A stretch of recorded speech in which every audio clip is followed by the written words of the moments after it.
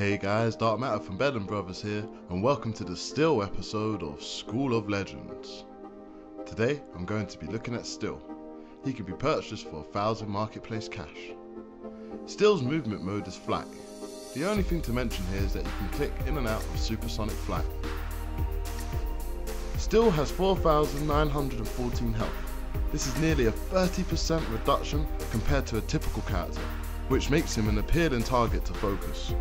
As with all characters, blocking counters your opponent's lunge attacks. Throughout the series you'll see each character's lunges, so take note and learn when to block. Steel's combat style is the two-handed weapon. His lunge moves you closer to the target and counters any range attacks. As always, you should take a moment to look at Steel's combat list and get familiar with it to become more effective at hand-to-hand combat. The two-handed doesn't have a huge array of combos, but there's two that I'd like to highlight. First is called Doom Spin, which is a 12-hit combo with a spin attack at the end that deals a fair amount of damage. You can cancel the animation of the spin using a ranged attack.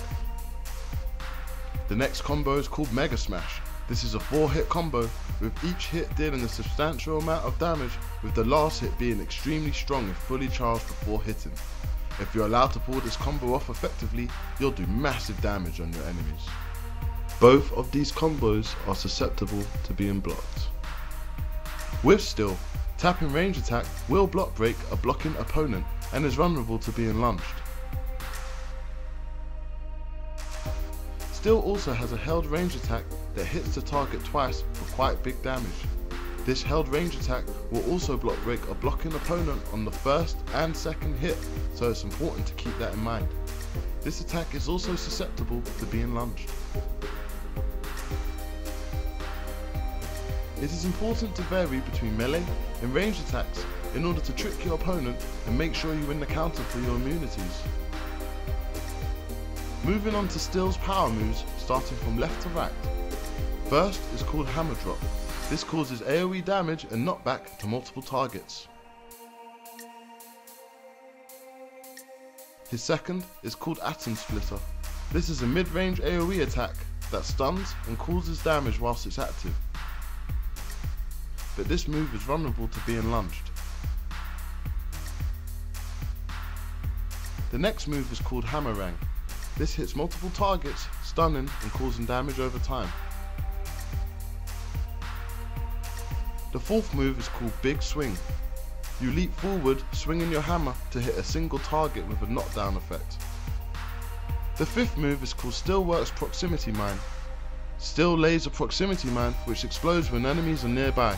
This also applies a damage over time. Don't bother laying them too close together as they don't stack damage.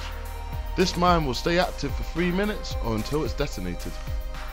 And his last move is called Prototype Protective Barrier. This move is usable while controlled and deploys a metal shield that prevents all incoming damage. The animation runs for about 10 to 15 seconds and lasts for about 5 seconds after the first hit of damage.